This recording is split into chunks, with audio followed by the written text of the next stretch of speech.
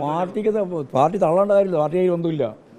Party സഖാക്കളെ തന്നെ ആക്രമിച്ച കേസിലെ പ്രതികളാണ്. അതിന് ആരെങ്കിലും പോയിട്ടുണ്ടെങ്കിൽ പോയതിനെ പരിശോധിച്ചോട്ടെ. സുരേഷ് ഗോപി തൃശ്ശൂർ മാത്രമല്ല കണ്ണൂർ കൊടുക്കുന്നു പറഞ്ഞിട്ടുണ്ടായിരുന്നു അന്നേരം. സ്ഫോടനത്തിൽ മരിച്ചുള്ള ഷെറിന്റെ വീട്ടിലേക്ക് സംസ്കാരത്തിന് മുമ്പായിട്ട് CPM-ന്റെ 2 നേതാക്കൾ എത്തി എന്ന വാർത്തയുണ്ട്. അറിയില്ല. പാർട്ടി തള്ളേണ്ട കാര്യമില്ല. പാർട്ടിയിൽ ഒന്നുമില്ല. പാർട്ടി സഖാക്കളെ തന്നെ ആക്രമിച്ച കേസിലെ പ്രതികളാണ്. പിന്നെ അറിയില്ല, അതെനിക്കറിയില്ല. അറിയില്ല എന്ന് പറഞ്ഞില്ലേ അതിനെപ്പറ്റി. അതിന് ആരെങ്കിലും പോയിട്ടുണ്ടെങ്കിൽ പോയതിനെ പരിശോധിച്ചോട്ടെ. യാതൊരു ബന്ധമില്ല. പാർട്ടിക്ക് യാതൊരു ബന്ധമില്ല.